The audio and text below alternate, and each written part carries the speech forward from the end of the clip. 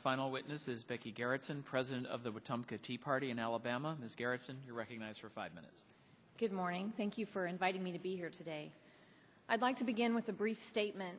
I know that you're primarily interested in hearing about the abuses of the Internal Revenue Service, but I believe it's critically important that you understand just not what these abuses were, but what exactly the IRS was trying to stifle.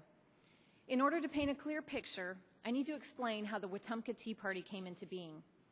My husband and I had never been involved in politics before 2008. We'd always been patriotic and deeply proud of our country. We've always felt that the United States is the greatest country in the world.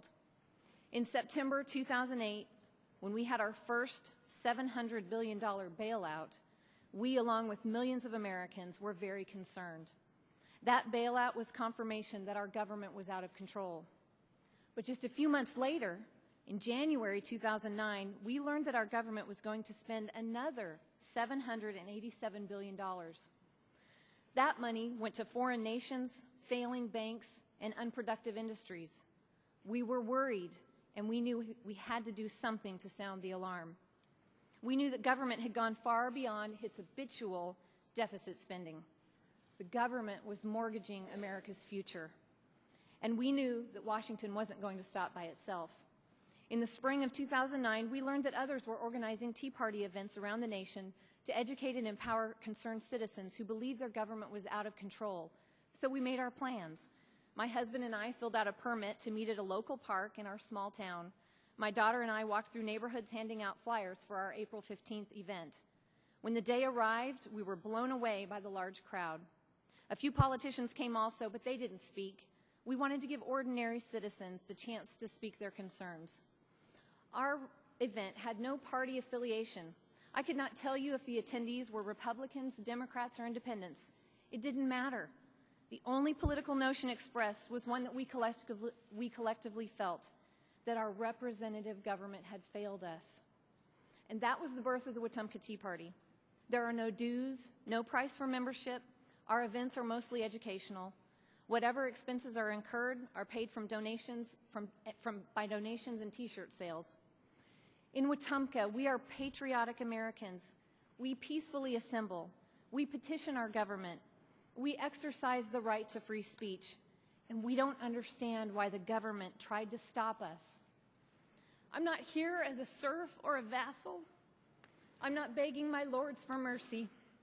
I'm a born-free American woman, wife, mother, and citizen, and I'm telling my government that you've forgotten your place. It's not your responsibility to look out for my well-being and to monitor my speech. It's not your right to assert an agenda. Your post, the post that you occupy, exists to preserve American liberty.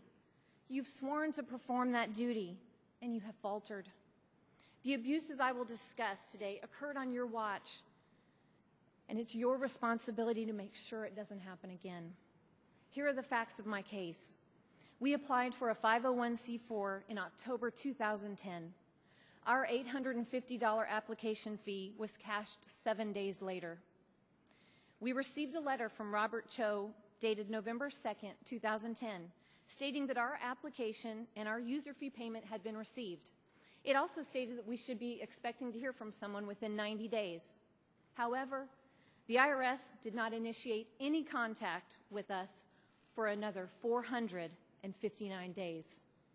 That was when I received a letter from the Cincinnati office dated February 3rd, 2012. That letter stated that they could not process our application until we completed the enclosed questionnaire, which requested approximately 90 pieces of additional information about our organization.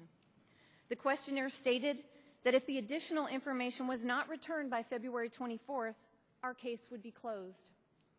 The demands for information in the questionnaire shocked me as someone who loves liberty and the First Amendment. I was asked to hand over my donor list, including the amounts that they gave and the dates on which they gave them. 501c4 organizations do not have to disclose donor information. I knew that. Why don't they? Among the demands that I found alarming and inappropriate were, they wanted me to identify all of my volunteers. They wanted to know if any of our donors or volunteers had run or would be running for office in the near future. Remember, this was the 2012 election cycle. They wanted us to identify the office they would be running for. They wanted us to provide detailed contents of all speeches ever given, the names of our speakers and their credentials. They wanted copies of written communications and contents of all other forms of communications to any legislative body, including my own representative. I was very uncomfortable with these questions, as you can imagine, and my husband and I discussed forfeiting our application. However, within days of reading through these questions, we knew we were being targeted because fellow Tea Party organizers across this nation were getting the same types of letters and questionnaires.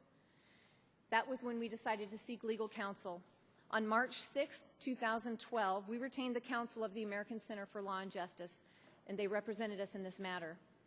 2 weeks later, I received a letter from Lois Lerner, dated March 16, 2012, asking that I provide the previously requested information. 4 months later, we received a letter dated July 9, 2012, stating that we had been approved to receive our tax exemption. This was 635 days after we applied. In conclusion, the Wetumpka Tea Party filled out a complete application. Our organization fell within the boundaries of receiving a 501c4 status. Yet, our application was singled out solely because we had Tea Party in our name. Government agents made invasive and excessive demands for information they were not entitled to. Congressman Camp and members of this committee, this was not an accident. This is a willful act of intimidation to discourage a point of view. What the government did to our little group in Wetumpka, Alabama, is un-American. It isn't a matter of firing or arresting individuals. The individuals who sought to intimidate us were acting as they thought they should in a government culture that has little respect for its citizens. Many of the agents and agencies of the federal government do not understand that they are servants of the people. They think they are our masters, and they are mistaken. I'm not interested in scoring political points. I want to protect and preserve the America that I grew up in, the America that people cross oceans and risk their lives to become a part of. And I'm terrified it is slipping away. Thank you. Thank you very much. Thank you, Ms. Gerritson.